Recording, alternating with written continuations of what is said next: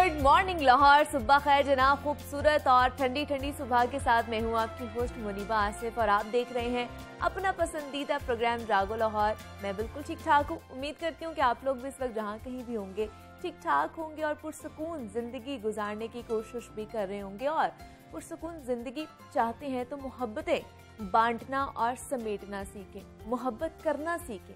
वो मोहब्बत खुदा से हो या फिर उसकी मखलूक से। अक्सर लोग जब खुदा का जिक्र करते हैं तो खौफ दिलाने और डराने के अंदाज में करते हैं। और हज़रत शम्स तबरेज़ के एक कॉल के मुताबिक आपको बताऊं कि हम खुदा के बारे में जो गुमान रखते हैं वो दरअसल हमारी अपनी शख्सियत के बारे में हमारे गुमान का एक अक्स होता है। और अगर अल्लाह के जिक्र से जहन में महज इल्ज़ाम और खौफ ही उभरे तो ये उस बात की अलामत है कि खौफ और इल्ज़ाम तराशी हमारे अपने सीने की घुटन में पनप रहा है। और अगर खुदा हमें मोहब्बत और शफकत से छलकता हुआ दिखाई दे तो यकीनन जनाब हम भी मोहब्बत और शफकत से छलक रहे होते हैं। तो जनाब अल्लाह के जो आपको पता है रहमान और रहीम है, माँ से भी ज़्यादा मोहब्बत करता है हम लोगों से, अपनी मखलूक से। तो आप भी मोहब्बतें बांटें, उसकी तरह मोहब्बतें लोगों तक पहुँचाएँ जितनी हो सकता है, ताकि आप लोग भी अपनी ज़िंदगी अच्छे तरीके से संवार सके और गुजार सके और बाकी भी आप लोगों की प्रेजेंस से खुशगवार ज़िंदगी गुजार सके। अब अपनी पहली स्टोरी की तरफ और कुछ बात कर लेते हैं सेहत और फिटनेस के हवाले से। तो आजकल हम सबके लिए सबसे अहम चीज़ है वो है क़ुव्वत मुदाफ़त, इम्यून सिस्टम। और इम्यून सिस्टम तभी मजबूत होता है और वो इंसानी जो हमारी सेहत है उसको बहुत सारी मुख्तलिफ बीमारियों से भी बचाता है। और जब मौसम चेंज होता है तो मौसमी बीमारियों का खतरा कई गुना बढ़ जाता है। और बदलते मौसम में अक्सर लोग वायरल इन्फेक्शन से भी महफूज रहने के लिए जो शानदे का इस्तेमाल करते हैं, ग्रीन टी पीते हैं और मुख्तलिफ जूसेस का भी इस्तेमाल बढ़ा देते हैं अपनी डाइट में, जो एक इंतहाई मुफीद भी चीज़ है। लेकिन इसके साथ साथ मौसम सरमा के कुछ फल ऐसे भी हैं जो आपकी क़ुव्वत मुदाफ़त में इजाफा करते हुए आपको बीमार होने से भी बचाते हैं। तो इन फलों में सरे फहरिस्त मौसम सरमा का ख़ास फल किन्नू है। तो किन्नू विटामिन सी का बेहतरीन जरिया समझा जाता है जो आपके मुदाफ़ाती निज़ाम को बढ़ाने और सर्दी, फ्लू और दीगर बीमारियों से महफूज रखने में भी मदद फराहम करता है। तो इसके साथ साथ किन्नू आपकी स्किन को भी बहुत ज़्यादा अच्छे तरीके से रिफ्रेश कर देता है, झुर्रियाँ और एक्नी जैसे मसाइल से भी निजात दिलाता है। तो किन्नू, मौसमी और ग्रेप फ्रूट्स का जो मौसम आ चुका है, इसका इस्तेमाल कैसे किया जाना चाहिए, ज़्यादा से ज़्यादा अफादियत हासिल किस तरह की जा सकती है, आज हमने इस पर बात करनी है। हमारे साथ इस वक्त मौजूद हैं ज़ोहा अकरम है, न्यूट्रिशनिस्ट हैं। ज़ोहा, मैं आपको खुश आमदीद कहती हूँ जागो लाहौर में। कैसी हैं आप? अल्हम्दुलिल्लाह मैं बिल्कुल ठीक, thank you so much for having me on the show. Zoha, जिस तरह मैं बात की थी, सिट्रस फ्रूट्स का ये मौसम आ चुका है जिसमें हमारे पास किन्नू है, मौसमी है, ग्रेप फ्रूट्स भी आ जाते हैं इसमें। तो हमें बताइए कि इनको सेहत के लिए कहा जाता है कि बहुत अच्छे हैं, हमारी सेहत और क़ुव्वत मुदाफ़त को बहुत बढ़ाते हैं। तो इनमें कौन कौन सी ग़िज़ाइयत मौजूद है जिनसे हमारी सेहत बेहतरीन हो सकती है? जी मुनीबा, आपने बेहतरीन मौसमी फलों का जिक्र किया। और एक बैलेंस डाइट के अंदर फ्रूट की कम से कम 3 to 4 सर्विंग्स होती हैं। और हर शख्स को चाहिए ताकि वो एक बैलेंस डाइट ले, उसको चाहिए कि 3 to 4 सर्विंग्स फ्रूट की लाजमी अपनी डाइट में शामिल करें। अच्छा, आपने जिक्र किया फ्रूटर का, आपने जिक्र किया कीनू का, आपने जिक्र किया मौसमी का और ग्रेप फ्रूट का। ये चारों फल जो हैं बेहतरीन है। किस लिहाज से कि इनके अंदर एंटीऑक्सीडेंट कंटेंट जो है वो बहुत हाई है। और जब किसी फल के अंदर एंटीऑक्सीडेंट कंटेंट हाई होता है तो हमारी बॉडी जो है मुख्तलिफ सेल के साथ बनी हुई है और ये सेल जो है ये डैमेज होते हैं जब इनके ऊपर कोई एनवायरमेंटल प्रेशर्स आ जाए या कोई रेडिकल इनके ऊपर अटैक कर दे। तो एंटीऑक्सीडेंट यानी विटामिन सी जो है ये हमें सेल को इस डैमेज से बचाता है, इसलिए एंटीऑक्सीडेंट बेहतरीन है। इसके अलावा मैं बताती चलूँ कि ऑरेंजेस के अंदर मैग्नीशियम का कंटेंट भी होता है, कुछ हद तक कैल्शियम भी मौजूद होता है और फाइबर कंटेंट तो हाई है, ये तो हमें पता है फलों के अंदर ज़्यादा होता है। और फाइबर हमें किस चीज़ में हेल्प करता है? वेट लॉस के अंदर। जबकि जो मैग्नीशियम है वो ब्लड प्रेशर को कंट्रोल करने में हेल्प करता है। ऑरेंजेस जो है बेहतरीन है, डायबिटिक पेशेंट ले सकते हैं, हार्ट के मरीज ले सकते हैं, ब्लड प्रेशर के लिए बेहतरीन है।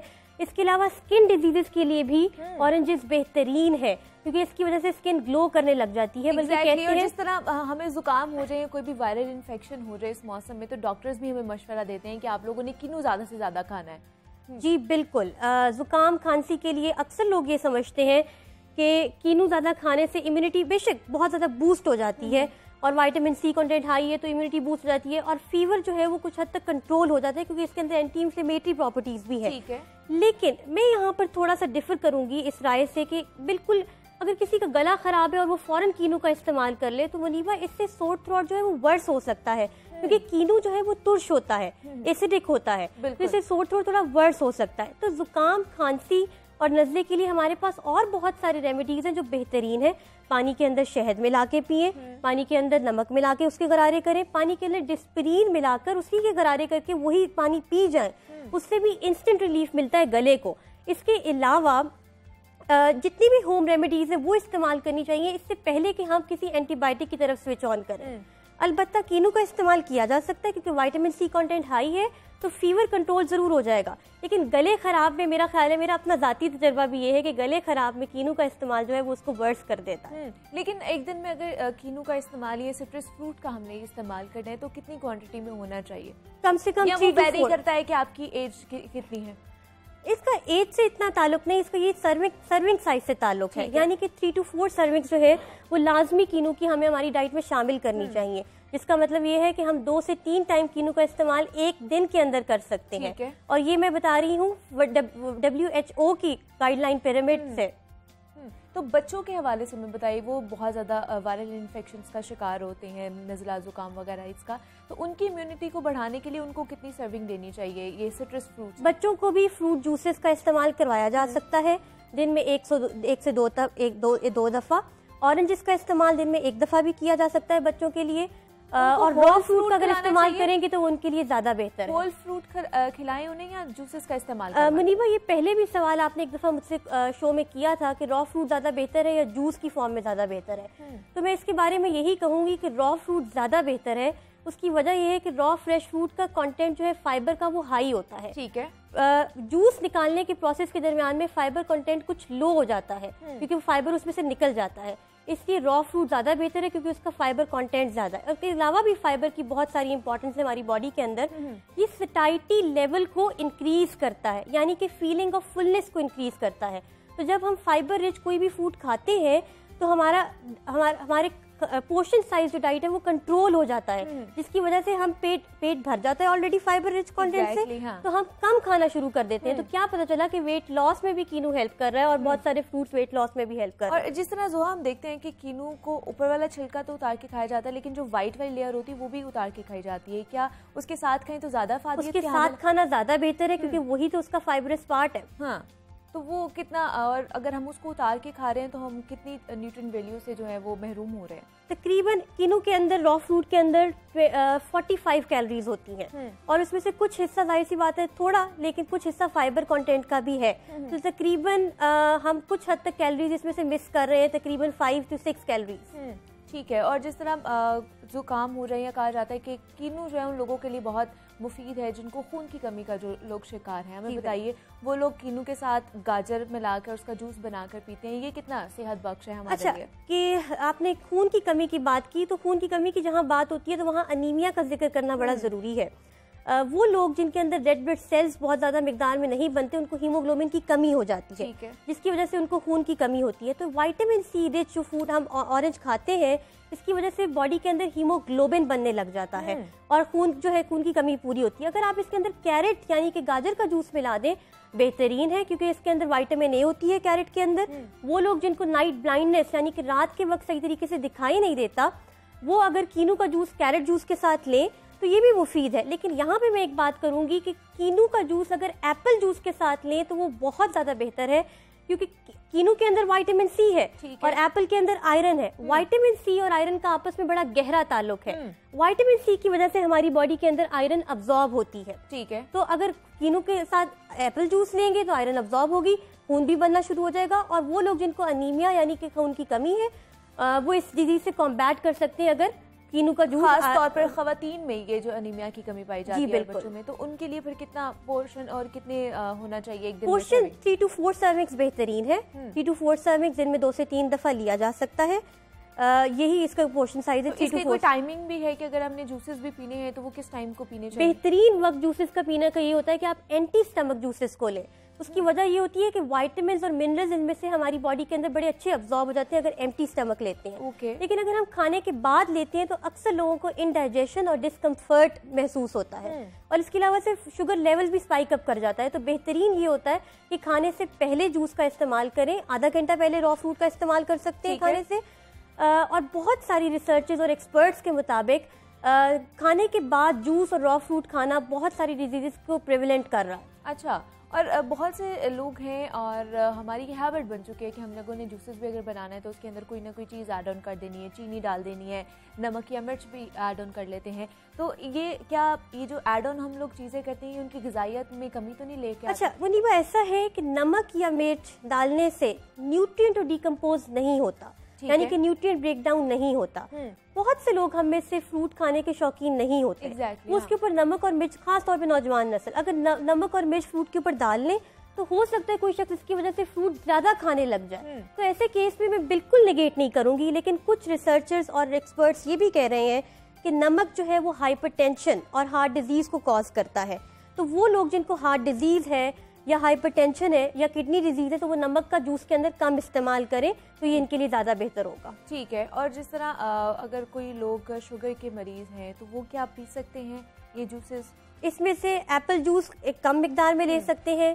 इसके अलावा ग्रेप फ्रूट का जूस डायबिटीज के मरीजों के लिए बेहतरीन है। अच्छा, और उनको फिर ग्रेप फ्रूट के साथ कोई ऐड ऑन भी करना चाहिए क्योंकि इसके साथ थोड़ा सा कड़वा होता है। अगर वो अपनी शुगर को रेगुलर चेक कर रहे हैं क्योंकि कड़वा होता है तो आमतौर पे लोग इसके अंदर ऑरेंज जूस मिला लेते हैं। और ग्रेप फ्रूट में क्या क्या न्यूट्रिएंट हैं जो हम जिससे महरूम रह रहे हैं? ग्रेप फ्रूट भी एंटीऑक्सीडेंट में रिच है, फाइबर में रिच है और इसके अंदर भी कुछ हद तक मैग्नीशियम का कंटेंट है जो हमारी ब्लड कोलेस्ट्रॉल लेवल को कम कर रहा है, वेट लॉस में हेल्प कर रहा है, डायबिटीज में हेल्प कर रहा है, हार्ट डिजीज में हेल्प कर रहा है। इसके भी बेहतरीन फवायद है और ये भी इनों के जूस के साथ ग्रेप फ्रूट का जूस इस्तेमाल किया जा सकता है। वेट लूज करना होता है वो लोग बहुत ज्यादा ग्रेप फ्रूट का इस्तेमाल करते हैं। जी बिल्कुल, इसको ज्यादा इस्तेमाल करने से कोई ऐसा खतरा नहीं है। तमाम फ्रूट्स जो है एक बैलेंस पोर्शन में लेना, इसका कोई खतरा नहीं है, बल्कि फ्रूट्स की कंजम्पशन हमारी डाइट में होनी चाहिए ताकि हम एक बैलेंस डाइट जो है वो हासिल करें और एक हेल्दी लाइफ जिए। और जो सेहतमंद है, जो जिसको कोई भी बीमारी नहीं है तो वो भी ग्रेप फ्रूट खा सकता है। बिल्कुल बिल्कुल, जो सेहतमंद है उसका वेट मेंटेन हो जाएगा ग्रेप फ्रूट खाने से। जो सेहतमंद है उसको डायबिटीज प्रिवेंट हो जाएगी, आइंदा कभी डायबिटीज नहीं होगी अगर वो ग्रेप फ्रूट ले रहा है। तो फ्रूट खाने में कोई हर्ज नहीं है, फ्रूट तो बहुत अच्छी चीज है। और दूसरा मौसमी के बारे में कहा जाता है कि वो आपकी स्किन के लिए बहुत अच्छी है। हाँ जी बिल्कुल, मौसमी इसके अंदर भी विटामिन सी कंटेंट हाई है, एंटीऑक्सीडेंट है, तो जिस चीज के अंदर भी एंटीऑक्सीडेंट होगा वो स्किन के लिए अच्छा होगा। एक बात कम लोगों को पता है कि मौसमी का जूस जो है वो एज ए ब्लीचिंग एजेंट इस्तेमाल किया जा सकता है। अक्सर खवातीन पार्लर जाती हैं और फेशियल्स करवाती हैं और उसमें महंगे महंगे ब्लीचिंग एजेंट्स यूज होते हैं, लेकिन घर बैठे मौसमी का जूस अगर आप चेहरे के ऊपर लगा लें, नेक रीजन से नीचे या आर्म्स के नीचे लगा लें तो इससे स्किन बेहतर हो जाती है, एक्सफोलिएशन हो जाती है, ब्लैक हेड्स रिमूव हो जाते हैं। तो आपको घर बैठे बिठाए फेशियल में मौसूल है। मतलब मौसमी खाने में भी अच्छी है और लगाने में भी अच्छी है, ये कह सकते हैं। तो इसमें कैलोरीज का अगर मैं पूछूं तो कितनी कैलोरीज होती हैं? तकरीबन 45 या 47 कैलोरीज जो है मौसमी रॉ फ्रूट के अंदर होती है। और अगर हम इसका जूस इस्तेमाल करेंगे क्योंकि जूस के अंदर ज्यादा फ्रूट इस्तेमाल होता है, तो तकरीबन 101 कैलोरीज बन जाएगी। तो फिर होल फ्रूट जो है वो उसका बिल्कुल वही बात कि होल फ्रूट ज्यादा बेहतर है क्योंकि इसकी कैलोरीज कम है, फाइबर कंटेंट भी ज्यादा है और शुगर कंटेंट भी, इसकी वजह से शुगर कंटेंट भी डायरेक्टली ब्लड के अंदर अब्सॉर्ब नहीं होता रॉ फ्रूट खाने से एज कम्पेयर टू जूस। ठीक है जी, हमारे साथ जोहा अकरम मौजूद थी, न्यूट्रिशनिस्ट हैं। और जिस तरह हम बात कर रहे थे सिट्रस फ्रूट्स के हवाले से कि सिट्रस फ्रूट्स खाना कितना ज़्यादा ज़रूरी हो चुका है और ये मौसम भी सिट्रस फ्रूट्स के हवाले से चल रहा है। जोहा, बच्चों के हवाले से हमें बताइए कि उनको अगर हम लोगों ने फिर खिलाना है तो कौन सी उम्र से उनको हमें ये सिट्रस फ्रूट्स और फ्रूट्स खिलाने शुरू कर देने चाहिए? 6 to 9 मंथ्स जो है वो एक ऐसा पीरियड है जिसके अंदर हम कॉम्प्लीमेंट्री फीडिंग देते हैं बच्चे को 6 to 9 मंथ्स की उम्र में। इस उम्र में हम बच्चे को कोई भी प्यूरी बना के फ्रूट की दे सकते हैं। अच्छा। एप्पल को बनाना के साथ प्यूरी बना के ब्लेंड करके दे दिया, वेजिटेबल्स की प्यूरी बना के भी दे सकते हैं। तो ये बेहतरीन है कि उनकी प्यूरी बना के फ्रूट की प्यूरी बना के बच्चों को दिया जाए कि वो इसको शौक से खाते हैं। इसके अंदर थोड़ा सा शक्कर या शुगर भी ऐड की जा सकती है क्योंकि बच्चों को स्वीट जो है वो बहुत ज़्यादा पसंद होती है। लेकिन सिट्रस फ्रूट उस एज में नहीं उनको देने चाहिए, उनकी सेहत के लिए सिट्रस फ्रूट्स का नुकसान बच्चों के लिए और बड़ों के लिए बिल्कुल कोई भी नहीं है, सिवाय इसके कि अगर बच्चे को बहुत ज़्यादा वीजिंग या सोर थ्रॉट है तो वो तुष चीज़ों का इस्तेमाल ना करे, ये ज़्यादा बेहतर है। इससे ज़्यादा बेहतर ये है कि फिजी ड्रिंक से बच्चों को बचाया जाए। ठीक है जी। ज़ुहा अकरम न्यूट्रिशनिस्ट हमारे साथ मौजूद थी। ज़ुहा, बहुत शुक्रिया आपके वक्त का, आप यहाँ पर आई हैं और जिस तरह बात कर रहे थे कि जनाब मौसमी फलों की उनकी अफादियत कितनी ज़्यादा होती है और उनको मौसम के हवाले से ही और हिसाब से ही आप लोगों को खाना चाहिए ताकि आपकी सेहत भी अच्छी रहे और जो भी उसमें न्यूट्रिएंट्स हैं वो हमें मिल सके। और जनाब यहाँ पर एक छोटी सी ब्रेक लेते हैं, मिलते हैं इस ब्रेक के बाद।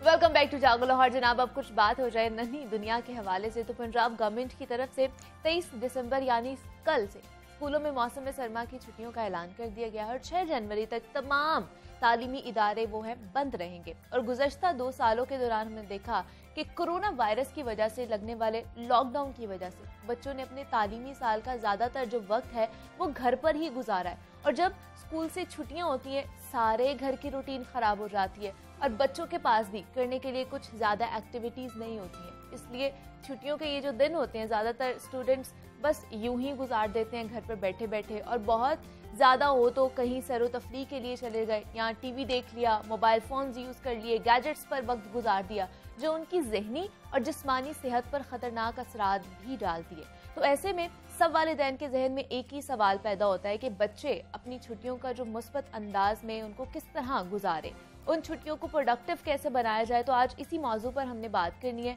कि स्कूलों से छुट्टियों के दौरान बच्चों को किस तरह इंगेज किया जाए कि जो उनका टाइम है वो प्रोडक्टिव बने, वेस्ट ना हो। तो हमारे साथ इस वक्त मौजूद है माहिर तालीम है इरम तारिक है। मैडम, मैं आपको खुश आमदीद कहती हूँ जागो लाहौर में। कैसी हैं आप? अल्लाह का शुक्र है, अल्हम्दुलिल्लाह। जैसे मैं बात कर रही थी कि बच्चों के तो मज़े हो गए हैं, छुट्टियां दोबारा से मिल गई हैं सर्दियों की, और इसमें अमूमन देखा जाता है कि इतना होमवर्क नहीं मिलता जिसकी वजह से बच्चे इजी होते हैं कि हमें काम भी नहीं करना पड़ेगा, तो सारा दिन हम घर पर बैठ के मज़े करेंगे। तो हमें बताइए कि उन्होंने मज़े तो करने हैं इन छुट्टियों में, लेकिन उसके साथ साथ क्या उन्हें सिखाना चाहिए ताकि उनकी जो छुट्टियाँ हैं वो वेस्ट ना हो, प्रोडक्टिव कुछ सीख लें वो। देखें मुनीबा, छुट्टियां बच्चों के लिए तो मज़े के दिन होते हैं, तो ऑब्वियस है। हमें भी अपने वक्त याद है कि छुट्टियां हो गई तो बड़ा खुशी बहुत खुश होती थी। कल जिस स्कूल में मैं होती हूँ वहाँ पे भी लास्ट डे था, फर्स्ट टर्म के लास्ट पेपर था और बच्चे बहुत खुश थे, प्लान्स बता रहे थे, नानों के घर जाएंगे, फलां जगह जाएंगे। तो थोड़ा सा पेरेंट्स से बात करनी, क्योंकि बच्चे तो बच्चे हो तो मज़ा करेंगे जो उनका दिल करेगा। लेकिन यहाँ पे जिम्मेदारी पेरेंट्स की आ जाती है कि पेरेंट्स से ये कहना चाहूँगी इस फोरम से कि बच्चों के तो मज़े के दिन तो हैं, तो 2 तरह के पेरेंट्स हैं। कुछ तो एंजॉय करते हैं जिनकी तादाद कम है, और कुछ कहते हैं उफ अल्लाह अब तो बच्चे घर होंगे तो शामत आएगी। नहीं, बच्चों के मज़े के दिन हैं तो आप भी इसको मज़े से गुजारें बच्चों के साथ, अपने बच्चों के साथ, क्योंकि बहुत ज़्यादा हार्ड किस्म का वेदर है, बहुत एहतियात चाहिए। तमाम एहतियाती तजावीज़ और तदाबीर अपनाते हुए बच्चों के साथ एंजॉय करें। अच्छे अच्छे फूड्स हैं, नट्स हैं, जो भी हम सर्दियों में चीज़ें इस्तेमाल करते हैं वो हैं। बच्चों का बहुत ख्याल रखते हुए उनके साथ एक्टिविटीज़, क्योंकि अब स्मोग है, फॉग है, और इसमें ज़्यादातर घर में रहने को प्रेफरेंस दी जाती है, दी जानी भी चाहिए। घूमने फिरने से मना नहीं कर रही, जाना चाहिए, लेकिन ये है कि आप टाइम अपने बच्चों के साथ स्पेंड करें, कुछ ऐसी एक्टिविटीज़ बनाएं और कुछ स्केड्यूल, यानी मैं ये मशवरा दूंगी, एक स्केड्यूल बनाएं। आप वीकली बना रहे हैं, रोज़ का बना रहे हैं, रात को बच्चों के साथ आप बैठे हैं, आपके कल हम ये करेंगे। फिर किसी दिन आप बच्चों से पूछे कल का स्केड्यूल आप बेटे बनाएं, आए मिलके बनाते हैं, क्या करेंगे। एक्टिविटी सिर्फ पढ़ाई नहीं होती कि आपने बिठा दिया, कॉपीज़ दे दी, ये आपको होमवर्क मिला है, या मैं आपसे कह रहा हूँ कि ये लिखते जाएं, और कुछ इस तरह से नहीं। कुछ क्रिएटिविटी दें, उन्हें कहें आज हम वेस्ट मटेरियल से कुछ बनाएंगे, और कुछ उनके साथ बैठें बच्चों से कि आज हम कुकिंग करेंगे। तो देखें, जब आप इंडिपेंडेंट करेंगे ना बच्चे को, कि उसको भी शौक होगा कि कुकिंग के लिए वो जा रहा है, उसे इंडिपेंडेंट करें। हाँ, जब वो चूल्हे पे काम कर रहा है या इलेक्ट्रिक ओवन वगैरह है तो आपने उसको सुपरवाइज करना है। इससे बच्चा क्या क्या सीखेगा? इससे सीखेगा टाइम मैनेजमेंट, इससे आएगा कॉन्फिडेंस, इससे बहुत सी चीज़ें उसको, वो सेल्फ कॉन्फिडेंस सीख रहा है, वो इंडिपेंडेंट होना सीख रहा है, उसको टाइम मैनेजमेंट आ रही है, जो बच्चे का सबसे बड़ा प्रॉब्लम होता है। लेकिन आजकल तो हम मैडम देखते हैं कि हर कोई बच्चा थोड़ा सा भी उसको टाइम मिलता है तो अपने गैजेट्स पे जुड़ जाता है, मोबाइल फ़ोन के साथ चिपक जाता है। तो इस हालात में फिर क्या करना चाहिए, खासतौर पर पेरेंट्स भी की फिर क्या जिम्मेदारी बनती है? इवन के माओ की जैसे हम बात कर रहे हैं तो माएँ भी अपने टाइम को बचाने के लिए बच्चों को फ़ोन पकड़ा देती हैं, अच्छा आप इसके ऊपर गेम्स खेल लो, जो भी वीडियोज़ देखनी है। मदर्स जो है ना वो टाइम बचाने के लिए नहीं, बच्चे से शायद जान छुड़ाने के लिए, क्या बहुत तंग कर रहा है तो हम ये दे दें, ये रिस्पॉन्सिबिलिटी भी पेरेंट्स की। मैं इसके खिलाफ नहीं हूँ, एक न्यू ये टेक्नोलॉजी है या कुछ बच्चे को इससे वेल अवेयर होना चाहिए। 2-4 बच्चे बैठ के बात अगर कर रहे हैं तो उन्हें उसका बेहतर इस्तेमाल और ठीक से इस्तेमाल आना चाहिए। लेकिन कितना टाइम स्पेंड कर रहा है ये तो बच्चा है, उसे तो नहीं पता चलेगा। वो घंटों अपनी आंखें भी ख़राब कर रहा है। और मुनीबा, एक रिसर्च के मुताबिक बच्चे जब ये गैजेट या स्क्रीन ज़्यादा यूज़ करते हैं तो उनमें एग्रेशन आता है। ये देखा है, ये मेरा ख्याल है, ये स्टडी भी हमने भी पढ़ा हुआ है इसके बारे में। उसमें एग्रेशन आता है, उससे बच्चे को हटाएं पॉजिटिवली। आप उस वक्त भी उसको सुपरवाइज करें। बच्चा अगर कोई गेम खेल रहा है या कोई वीडियोस देख रहा है तो do discuss those things with your child के आपने क्या सीखा बेटे इससे, इतना टाइम हुआ आपने ये किया, अच्छा ये सीखा। आपका बच्चा कहीं एग्रेसिव तो नहीं हो रहा वो उन गेम्स से, या उसके कोई नेगेटिव असर तो नहीं ले रहा। ये पेरेंट्स ने बहरहाल देखना है। अब बच्चे ऑल द टाइम पेरेंट्स के साथ रहेंगे, पेरेंट्स को ये टाइम बहुत अच्छे से अवेल करना चाहिए। बच्चे जब बड़े हो रहे होते हैं उनमें डिफरेंट चेंजेस आ रही होती हैं, उनकी हैबिट्स में, उनकी मिजाज में। उसको वो क्रिटिकली देखें, पॉजिटिव चीज़ों को सामने लेके आएँ। बच्चे को स्कोल्ड ना करें। बच्चे घर में होंगे तो शरारतें भी करेंगे, वो नुकसान भी करेंगे, लेकिन हर बार आपने उन्हें डांटना नहीं है, इससे बच्चे की शख्सियत खराब होती है। आप उनके साथ साथ रहें, उनको बताएं ये बेटे नेगेटिव, ये पॉजिटिव, और जो बच्चा अच्छा काम कर रहा है उसको अच्छा से शाबाश दें उसे। और ये नहीं कि दूसरों को निगलेक्ट कर दें कि वो भी फील करने लगें।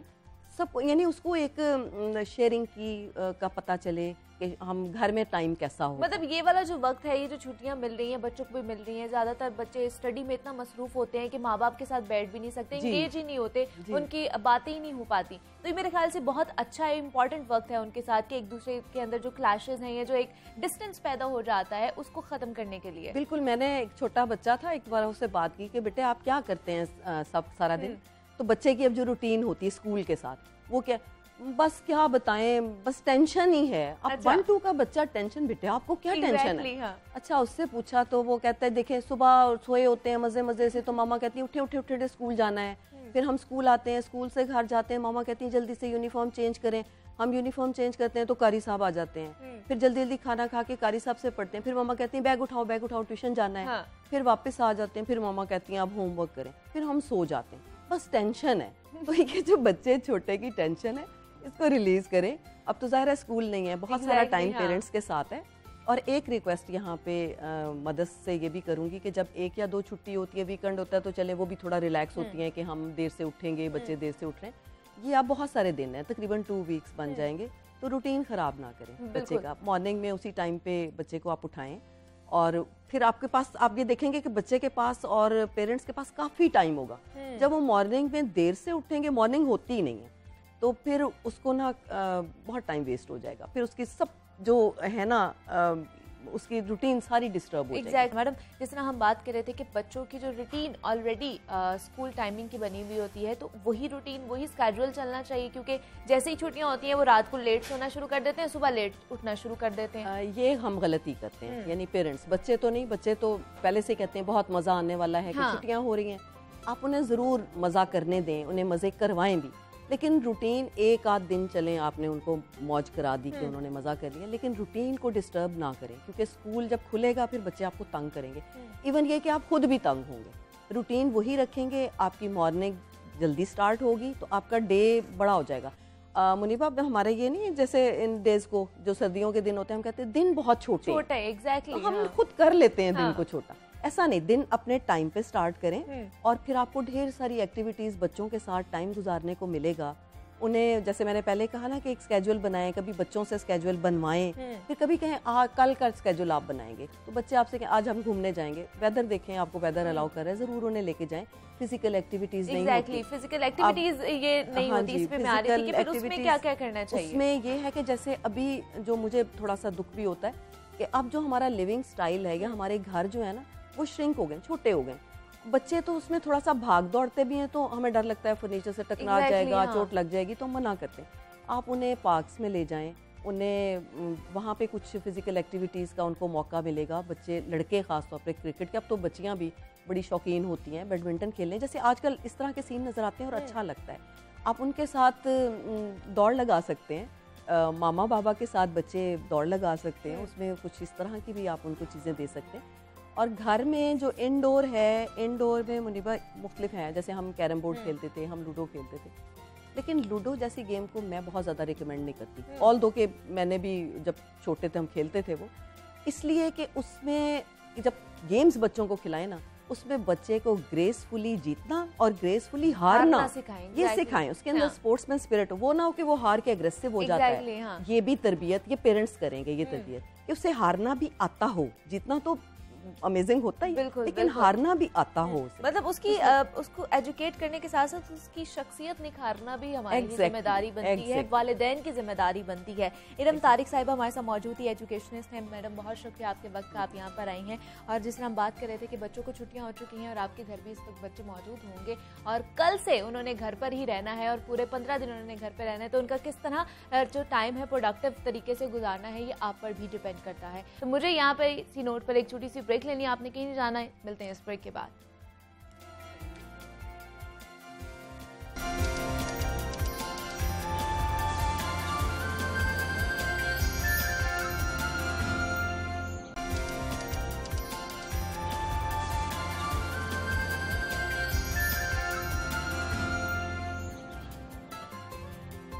वेलकम बैक टू जागो लाहौर जनाब। और ये हमारा सेगमेंट है लाहौर की दुनिया, जिसमें हमने लाहौर और लाहौरियों को दरपेश मसाइल का जिक्र करना है। और लाहौरियों के मसाइल का जब भी हम जिक्र करते हैं तो लाहौर की सफाई और स्मॉग लाहौर के सबसे बड़े मसले हैं। और तुर्क कंपनीज के जाने के बाद तो लाहौर की जो सफाई है वो एक संगीन मसला बन गई थी, लेकिन अब लग कुछ यूं रहा है कि मसला हल होने लगा है और सफाई सुथराई के मामलात कदरे बेहतर भी हमें शहर में दिखाई दे रहे हैं। और अहम शाहराहों के हवाले से अगर बात की जाए तो वहां पर मैकेनिकल वॉशिंग, स्वीपिंग और स्क्रैपिंग नाइट शिफ्ट में भी जारी होती है। और LWMC के साथ साथ अवामी ताउन की भी बहुत ज़्यादा ज़रूरत है, क्योंकि जब तक अवाम रिस्पांस अच्छा नहीं करेगी कोई भी इदारा कुछ अच्छा नहीं कर पाएगा। और इस हवाले से कवानीन और सजाओं के हवाले से भी लाया अमल बनाने की जो अशद ज़रूरत है। तो LWMC को अथॉरिटी बनाने के हवाले से वज़ीर बल्दियात और वज़ीर कानून की इजाज़त के बाद समरी वज़ीर आला को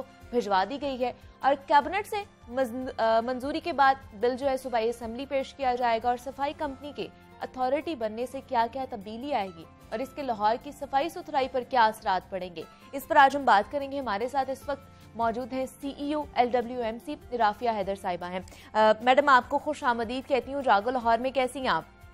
जी बहुत शुक्रिया, थैंक यू। मैडम, हम अक्सर प्रोग्राम में मसाइल की निशानदेही करते रहते हैं सफाई सुथराई के हवाले से और आपके इदारे पर तनकीद भी करते हैं, लेकिन आज हमने सोचा कि आप लोग इतना अच्छा काम कर रहे हैं, आप लोगों की तारीफ भी की जाए, क्योंकि शहर में इस वक्त जो सफाई सुथराई की सूरत हाल है वो माजी के मुकाबले में बहुत ज़्यादा बेहतर हो चुकी है। तो हमें बताइएगा इसकी वजह क्या है? क्या जो मशीनरी की कमी थी वो पूरी हो चुकी है और जो मैन पावर थी वो भी पूरी हो चुकी है, इस वजह से ये मामला ठीक हो रहे हैं? जी बहुत शुक्रिया। इसमें मीडिया की तरफ से जब भी हमें ये चीज़ें वगैरह आती हैं, इंडिकेट होती हैं, उससे हम भी इनपुट लेके चीज़ें बेहतर करने की कोशिश करते हैं। ओवर टाइम अभी हमने मल्टीपल राउंड्स में अराउंड को 4000 के करीब सैनिटरी वर्कर्स हैं जो कि ऐड किए हैं सिस्टम में। कुछ क्योंकि मूव आउट करके होते हैं या रिटायर्ड हो गए हैं या उस तरह चीज़ें, टर्न ओवर भी इधर काफ़ी ज़्यादा है, तो हमने काफ़ी सैनिटरी वर्कर्स और ड्राइवर्स वगैरह भी हायर किए हैं। और साथ साथ जो प्रोक्योरमेंट का सिलसिला था वो भी बड़ी तेज़ी से ऑन गोइंग है। उसके अंदर हमारे पास कोई 300 से ज़ायद गाड़ियां अभी तक आ चुकी हुई हैं जो हमारी रिक्वायरमेंट के मुताबिक है। और जनवरी के एंड तक इंशाल्लाह हमारी 640 जो फुली फैब्रिकेटेड गाड़ियां वो आ जाएंगी। तो ये सारी हमने मोबिलाइज की हैं। साथ साथ हमने प्लानिंग की, फ्लीट की, उसकी राउट्स वगैरह जो सारी के एक्सटेंसिवली काम होता रहे और ये जो गाड़ियां आ रही हैं उनका बेहतर तरीके से इस्तेमाल और ऑप्टिमल यूटिलाइजेशन हो रिसोर्सेज की। कंटेनर्स को ऐड ऑन किया गया है। ये सारी चीजें करते हुए अभी हम इस वक्त इधर पहुंचे हैं कि हमारी कंसिस्टेंटली 5,500 टन्स पर डे की टनेज कलेक्ट होती है डेली बेसिस पे। ठीक है। और दूसरा मैडम, जब स्मॉग शुरू हुई थी तो लाहौर न्यूज़ ने निशानदेही की थी कि जो सड़क के किनारे पर वहाँ पर गर्द बहुत ज़्यादा मौजूद होती थी, जिसकी वजह से स्मॉग में इजाफा हो रहा था, आलूदगी बढ़ रही थी। लेकिन अब सड़कों के किनारे भी हमें नज़र आ रहे हैं, वहाँ पर भी कोई गर्द मौजूद नहीं होती, सफाई सुथराई का बहुत ख्याल रखा जा रहा है। लेकिन यहाँ पे मैडम सवाल ये बनता है कि क्या ये अभी के लिए प्लान बनाया गया है, क्या आने वाले दिनों में हमें इसी तरह सफाई सुथराई नजर आएगी? देखिए, इसमें 2-3 चीजें हमने एक्ट ऑन की थी जो कि हम अब कंटिन्यूड रखेंगे ओवर टाइम। इसमें जो हमारे पुराने मैकेनिकल स्वीपर वॉशर है, जो एग्जिस्टिंग फ्लीट है, उसकी रिपेयर मेंटेनेंस हमने ज्यादा एक्सटेंसिवली बेहतर बनाई है। इसके लिए हमने टेक्निकल लोग और हायर किए, वर्कशॉप्स को स्ट्रेंथन किया। दूसरे टियर में हमने इन्फोर्समेंट उस पर बेहतर की है। जिस तरह हमारी जो एक्सेस रूट्स है लाहौर की, सगियां वाली साइड है, उधर हमने ट्रैफिक पुलिस के साथ मिलकर चलानिंग शुरू की कि अनकवर जो ट्रॉलीज आती हैं मिट्टी की, वो उस तरह से ना आए, वो उसके ऊपर कवर करके रात को मूव करें, ताकि जो मिट्टी दरमियान में गिरती जाती है ओवर रोड, वो वाला भी थोड़ा सा रिस्ट्रिक्ट हो मरला। साथ हमारी एक्सटेंसिवली कमिश्नर ऑफिस के थ्रू वर्किंग होती रही है MCL के साथ कि जो ये रूटीन में, और LDA के साथ जो कंस्ट्रक्शन वर्क है उसके ऊपर भी उसी तरह ही रखा गया, सर्वेलेंस रखी गई।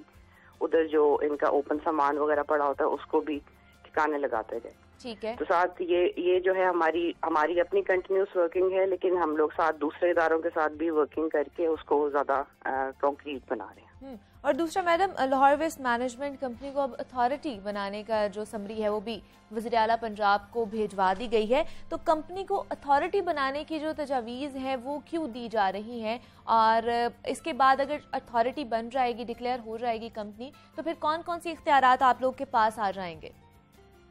जी, ये एक एक्शन है जो कि हम लेना चाह रहे हैं मोर और लेस इन्फोर्समेंट को बेहतर करने के लिए इन द फर्स्ट प्लेस, और दूसरे जो हमारे पॉलिसी गाइडलाइंस वगैरह बननी होती हैं जो कि इन्फोर्स होनी चाहिए, उसके अंदर ये अथॉरिटी जब बनेगी तो उसमें ज्यादा रेगुलेशंस वगैरह डेवलप हो सकती हैं। इसमें वेस्ट टू एनर्जी वगैरह के ऊपर वर्किंग हो सकती है, सेग्रीगेशन है उसके ऊपर वर्किंग हो सकती है। प्राइमरीली हमने उसके अंदर जो इन्फोर्समेंट वाली साइड पे है चीजें डिफाइन की हैं कि ये पेनल्टीज होंगी अगर आप ये एक्शन लेते हैं। फॉर एग्जाम्पल इलीगल डंपिंग है या लिटरिंग है, या बड़ी अगर कोई इदारे हैं वो लिटरिंग कर रहे हैं, बाहर गलत तरीके से फेंक रहे हैं। मतलब इसके आने के बाद आप लोगों के पास पूरे इख्तियारात होंगे, आप जो भी कर सकते हैं। जी बिल्कुल, वो एंड रिजल्ट उसका यही होगा।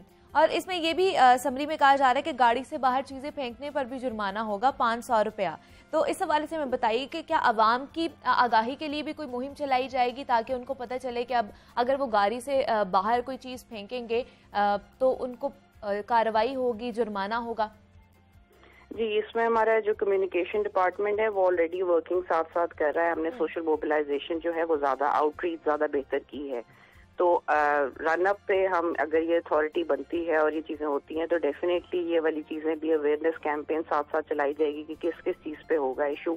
हमारा लायामल वही है कि पहले अवेयरनेस जनरेट करें, लोगों को बावर कराएं कि ये चीज गलत है और उसके बाद पेनल्टी ले। अभी भी इन्फोर्समेंट विंग हमारी इसी तरह काम करती है। अगर किसी कमर्शियल मार्केट्स वगैरह में इशू होता है तो पहले वहाँ पे हमारी अवेयरनेस कैंपेन चलती है for a considerable period of time, और उसके बाद हम वहाँ पे इन्फोर्समेंट स्टार्ट करते हैं। राइट अवे इन्फोर्समेंट नहीं स्टार्ट होती। और किन किन चीजों पे जुर्माने होंगे और कितने जुर्माने हो सकते हैं, क्या प्लान आउट किया गया है?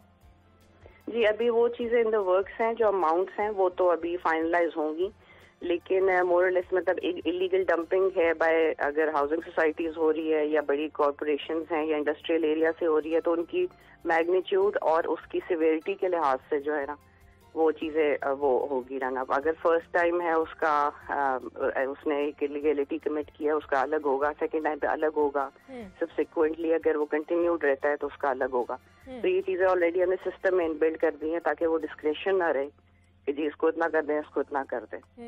First time offender would be treated differently और आगे subsequently habitual offenders would be treated differently. और दूसरा मुझे बता दें मैडम कि समरी के वज़ीर आला की जानिब से मंजूर होने के कितने चांसेस हैं? जी, हमारी गवर्नमेंट इसमें फुली ऑन बोर्ड है, ये चीज करना चाहते हैं। डेफिनेटली एक मसला है बना हुआ है सफाई का जो कि लोगों को भी अपना बिहेवियर चेंज के थ्रू ही एड्रेस हो सकता है।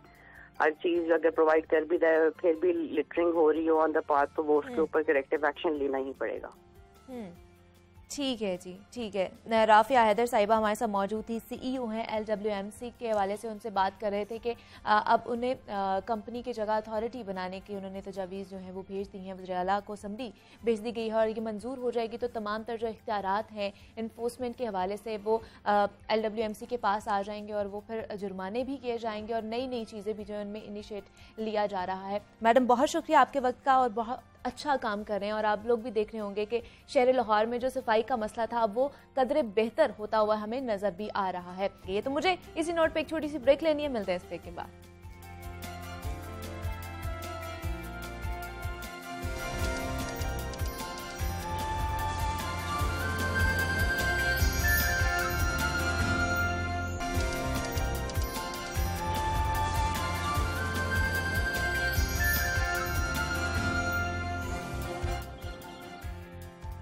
वेलकम बैक टू जागो लाहौर। जनाब अब कुछ बात हो जाए हमारी यानी कि खवातीन के हवाले से, तो किसी भी मुआशरे की समाजी, मुआशरती और मुआशी तरक्की में खवातीन का किरदार इंतहाई अहम होता है।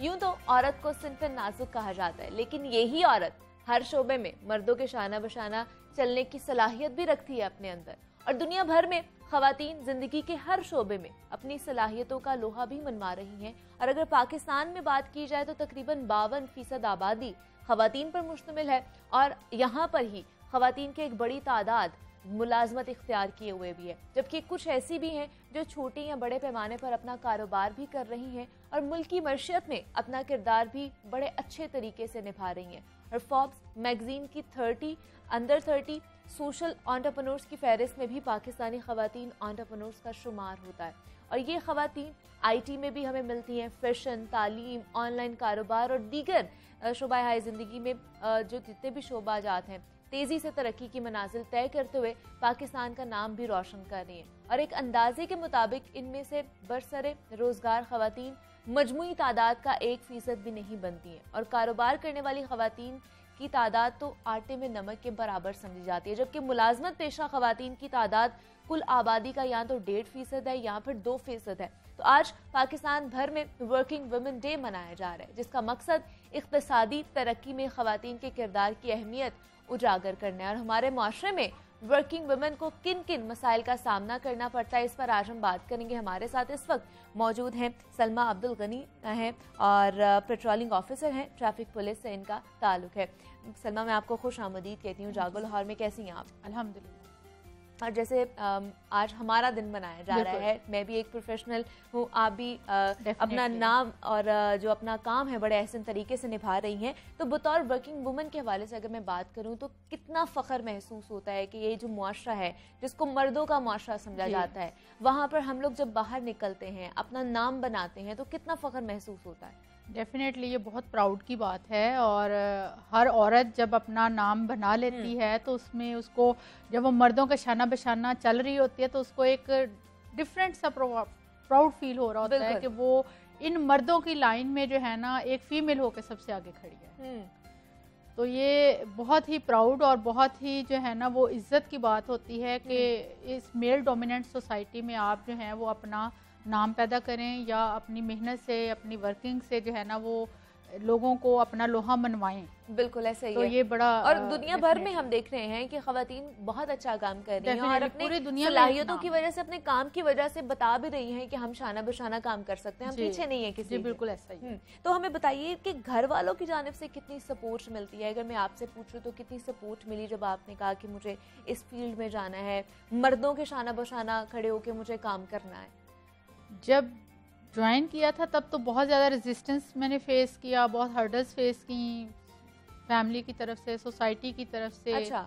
और तमाम जो है इवन यहाँ तक के डिपार्टमेंट में जब हम मतलब मैं पेट्रोलिंग ऑफिसर डे 1 से जो है वो पोस्टिंग मैंने ली तो बाकायदा खुद जाके जब हम लोग 2006 में अपॉइंट हुए तो वसीम सियाल साहब थे तो मैंने उनसे रिक्वेस्ट की कि मैं पेट्रोलिंग ऑफिसर लगना चाहती हूँ।